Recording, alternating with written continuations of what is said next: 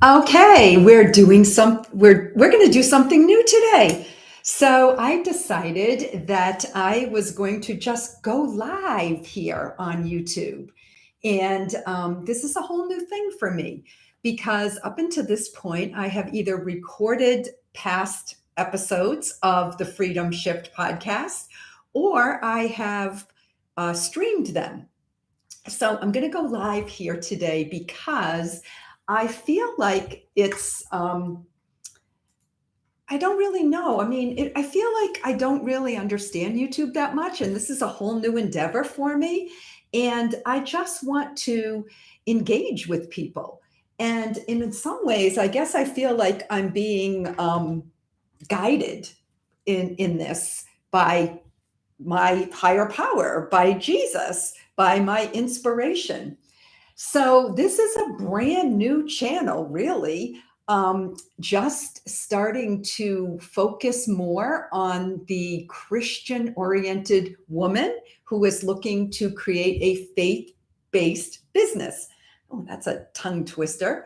And I'm Janet Clark. I am the founder of the Freedom Shift. I've been in business now for close to 20 years as an entrepreneur, and in the past have been in the world of high ticket coaching, serving coaches, consultants, service providers, digital marketers, course creators, and helping them primarily create their high ticket offers and sell their high ticket offers. But I'm now shifted gears. I've shifted a little bit, and I'm working with women who are really looking for more of that mission driven business. It's not just about making money and creating a business per se, but it's about creating something that is part of your inner calling. So making a business out of that thing that you truly know that you should be doing in the world that you is your purpose. So it's much more purpose driven. So I have a few notes and a few things that I really want to chat with you about today. And I've just decided that in thinking about this format, I will go live when the spirit moves me to go live and just chat with you and hopefully start getting some engagement from you as well. And I will also be doing a at least once a week more formal training that I will stream here onto the platform. And so we will be talking a lot about the various aspects of being a faith based entrepreneur and what that looks like. Because, it's more than just obviously your program or whatever it is you want to offer as a coach or a consultant or a service provider. It's all of the other aspects of it. It's the mindset piece. It's the marketing piece. How are you going to be seen? And where are you going to show up? And what platform are you going to use? And you can watch me grow this YouTube channel and we'll see how it works. And then obviously, if I get it figured out, I can teach it to you. Because honestly, if I spent the time now trying to learn the algorithm and trying to learn all the nuances and follow all the experts, I'd never probably get to what I'm supposed to be doing, which is just showing up and using this platform to share the good news that we can create something that really matters to us and is in alignment with our work as disciples. And sharing our mission with the world, because I think personally that we all do have a purpose. We are all here to serve God. We all are here to make the world better. And right now, we're in a crazy world. So let's figure out how we're going to make this better and how you're going to be able to make money and make the world a better place. And so, in some ways, money is the elephant in the room because a lot of times it feels like we shouldn't really be charging for what we're good at. And I don't know, maybe we should, maybe we shouldn't. I have some thoughts about that I'm going to share with you.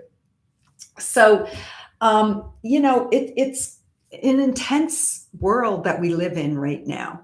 And, I think about Jesus And he didn't spend a lot of time setting the stage for his chats with people. And so I kind of feel inspired that I should make this more about sort of bantering about what's on my mind and just sharing with whoever shows up what I have to share. And maybe emulating Jesus a little bit in that respect. So, he didn't focus so much on the where he was going to do it. He didn't focus so much on getting the right platform.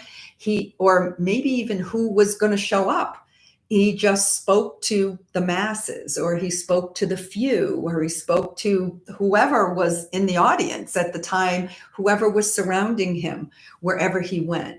And so maybe that's what we do here on YouTube for a little while and see how it works out. So anyway, back to what I was talking about. We live in an intense time, don't we? The world is pretty crazy right now, and it's hard to start a business. And I know that many of you have been, obviously, you're here because you're struggling in some way. You're looking for some insights, and you truly do want to start a business. And in order to do that, you have to know who your target market is, who your ideal client is, and you have to know how you want to serve that particular client. And I'm going to assume that you've got a lot of that figured out. And so social media is one of those things that we love it and we hate it, right? We love it because it's accessible to us, and it doesn't cost us money to use social media if we aren't running ads, obviously. But at the same time, social media can be a slippery slope. And we can get caught up in a lot of negativity on social media. And so we're going to work on this channel to keep it positive, to keep it upbeat, to keep it in the spirit of our Christian values.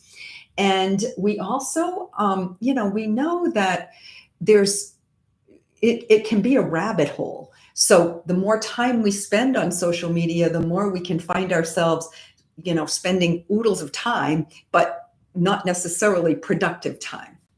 So I want to make this good for you. I don't want to make this a waste of time. I want to make this something that actually adds value to what you're trying to do.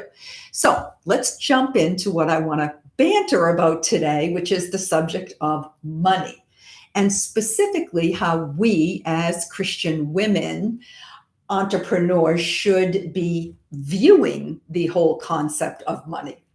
So what did Jesus say about money?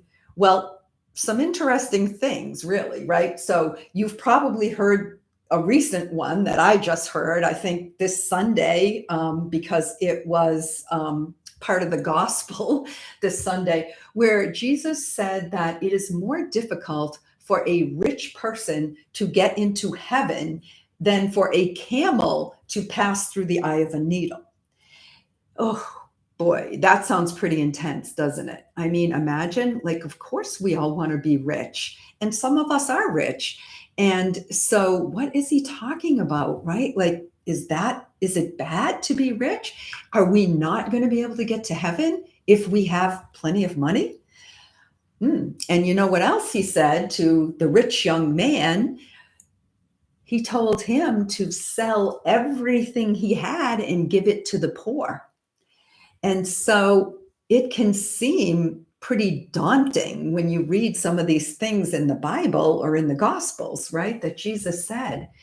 And you wonder if we as Christians should just be avoiding money altogether. And I will tell you that it is kind of a theme with a lot of Christian entrepreneurs. They have trouble figuring out how to charge money, and they actually feel guilty about making money. And so somehow we have to get beyond that. And it was a really interesting, one of my former mentors I follow, I don't know what platform I saw him on, but he was talking about the fact that somebody was asking about their avatar, like who should they target their messaging to and their programs to, and they find a different target market and then minister to Christians. Okay. And that kind of gave me a little bit of a chuckle. Okay. And that kind of gave me a little bit of a chuckle because I thought, oh, I kind of resonate with what he said, that sometimes it does feel like Christians hate money. But I don't necessarily think that that is the case across the board. And I don't think that I hate money. I know I don't hate money. I actually think money is a wonderful tool. It's something that I can use to do good work in the world. And if I don't have money, I'm limited as to the impact that I can have. So let's think about this a little bit, right? Money is a vital resource and it allows us to be generous and it allows us to serve others. And it's a currency that we need to navigate in this secular world that we've been placed into. Well, we're not really living in the spiritual realm right at the moment. We're in the real world, and money is a required currency. So, the more money we have, the more we can do for other people. And, Jesus himself was not poor. It's pretty obvious when you start digging into the stories that he was surrounded by people who had money.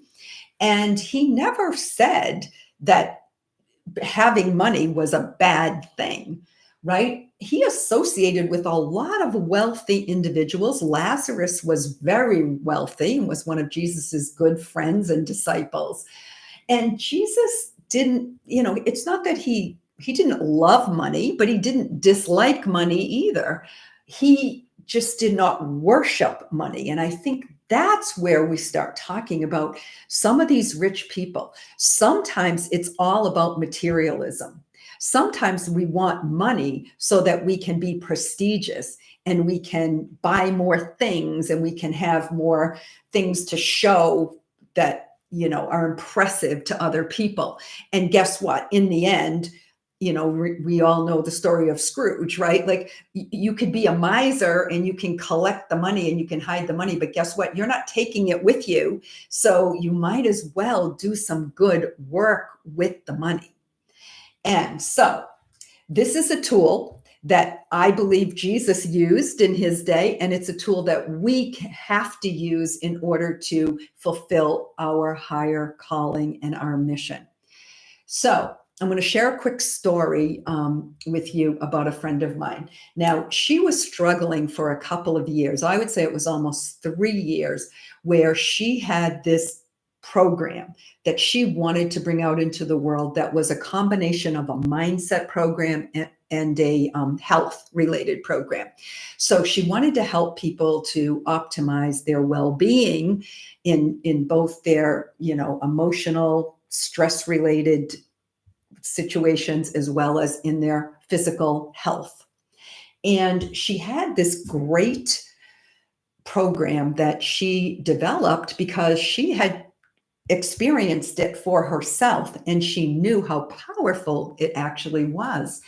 And she spent years trying to get this program to get some traction. And if she did it for somebody for free, it worked pretty well, but half of the time the people quit before they actually implemented what she was teaching them because they didn't have any skin in the game, right? They didn't pay for it, so they didn't value it. And then she invested so much money, not just time. She hired coaches. She was in private one-on-one coaching. She was in group coaching programs. She bought courses. She even went and got a health related certification because she thought that might like elevate her prestige in the marketplace. Right. She invested in ads. She built out platforms on social media and technology and invested a ton of money into all of that. And in the end, she was getting nowhere and she was really, really discouraged. And all of a sudden, she discovered a way to make money that had nothing to do with her programs. It was a secondary stream of income. And she decided that she would so she wasn't so emotionally connected to it. And it just made sense. And it was a simple way that she could earn money. And it didn't take her really away from what she was doing. It allowed her to attract the ideal people that she wanted to attract. It was still related to health and wealth and well being, but it just wasn't the same program that she was going to sell. And all of a sudden, she started getting all this cash flow. She started making money. People were attracted in. People started to say yes to her for that side of her business.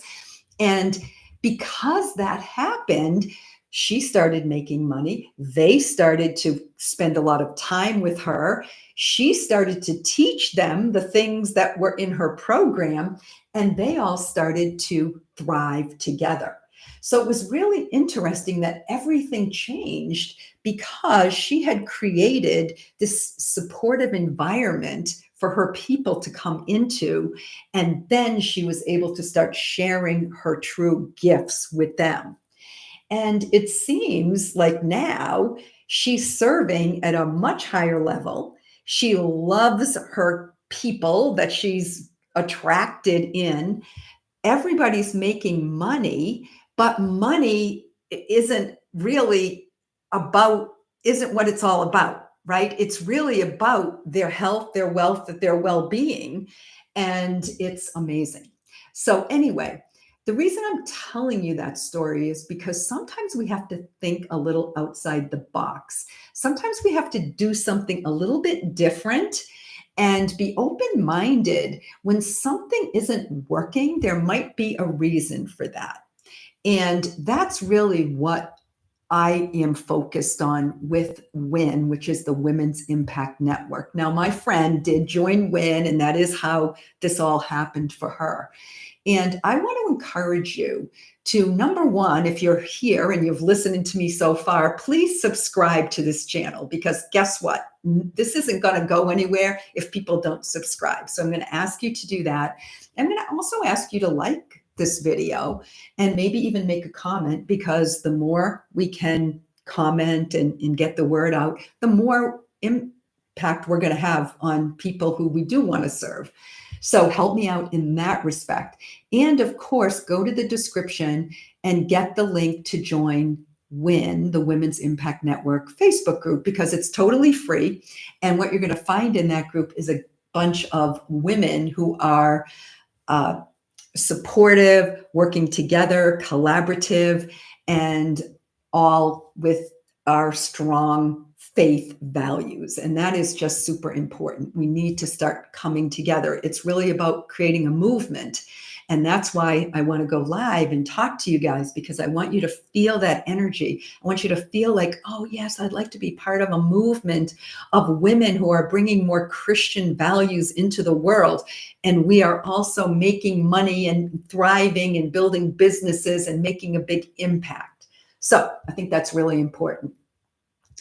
So let's embrace this idea that it's great to make money, and if the money is in our hands, a lot of good is going to happen with that money. And it's not about the things that we can buy. It's about the resources that we can offer to other people to help more and more women to thrive. And those of you who have followed me and do know, my biggest things are, my values are faith, because God comes first, family, and then freedom. And that's really what this channel is going to be all about. So let's also remember that even though Jesus warned us that the love of money and the focus on money and the focus on materialism is dangerous for us, he also said, "For I know the plans I have for you, declares the Lord, plans to prosper you and not to harm you, plans to give you hope and a future." So I want to leave you with that, because I think that is what we need to focus on for now, to think about what are the next steps in terms of being able to get out there and make our big impact in the world, and to follow the calling that we know we have on our souls. And this is really what the divine feminine is all about. It's about linking arms, it's about collaborating, it's about being in community with one another, and it's about rising together and not leaving anybody behind. We don't have to stomp on one another in order to be successful. We can all be successful. There is more abundance in this world that God gave us than we can even imagine. And maybe we don't see it yet, but that's what we're going to do here. We're going to learn to see the abundance that's everywhere. We're going to learn to tap into that abundance. We're going to learn that we can make a difference in the world and that we can fulfill our higher calling. So thank you for being here. I will be back for more chats with you. Hopefully more engagement also when we're having these chats. And appreciate you very much for showing up. And if you are listening to this later, please still comment. Let me know that you found the channel, that you've subscribed to the channel. We are the Freedom Shift, and we're all here to win, which is Women's Impact Network. So thank you so much for being here. Love to all. See you later.